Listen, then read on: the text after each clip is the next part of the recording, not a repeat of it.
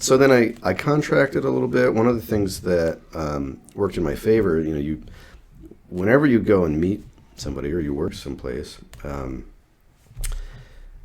those are connections that could stick with you for a long time. And so a number of the artists that I had worked with there ended up moving on to other studios, and that's where I found a lot of my work at the beginning. And part of it is people throwing each other a bone. Like, oh, Eric's trying to get a start. Yeah, sure. And here's something he could do to give you a leg up. Yeah. And that was all on a contract basis, like part-time contract. Mm-hmm. And that wasn't enough. Definitely not enough to pay the bills. So I was looking around for different work. When I interned at Garage Games, I was adamant, and I think this is partly like just where I came from or something, I don't know, but I was just adamant that I was not going to go to school, that was a waste of time, that I could do all this stuff on my own, figure it out, put the miles in, that sort of thing. Sure. And I think some people both encourage that, but then also talk some sense into it, like, you don't have to go to school. And I just took that, at that age, you take that as like, I'm right. Right. Didn't listen to the second part of the sentence, right? But you might be a whole lot better off if you do. Well, my takeaway, I'll try to be succinct with this, but like my takeaway from that was if you go into the workforce before you go into education, you have a much better idea of what you want out of the education and how it's going to benefit you in the real world, because you've been in it.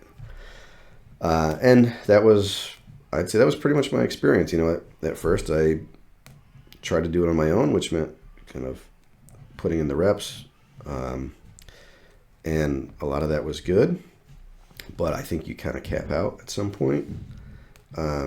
And we were just talking earlier before we got on the stream here about how you really just cannot replace the kind of the group social dynamic, just the power of having other people along, for the journey and for invested in the in your success, right? Well, even just invested in caring about similar things. One thing you find out is you really need to have that broad network. It's like I just leaned on this company for a long time, and then once that was done, I'm like, well, who do I know? Right. And I knew a lot of people, but none of it was fresh. You know what I mean? So it was a challenge to get back into the next contract. The next one that I did actually was, you can almost always trace it back to something you did or someone you met. Right. And so the children's books that I did traced back to Garage Games, my internship there. Oh, wow.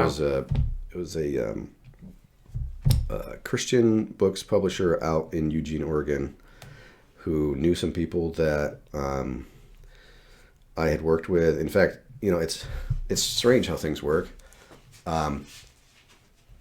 The editor needed to find an illustrator for this project, so he reached out to someone that he knew who had interned at Garage Games after me.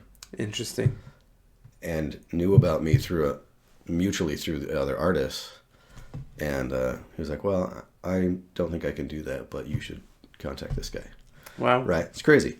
And so I did 4 books with them.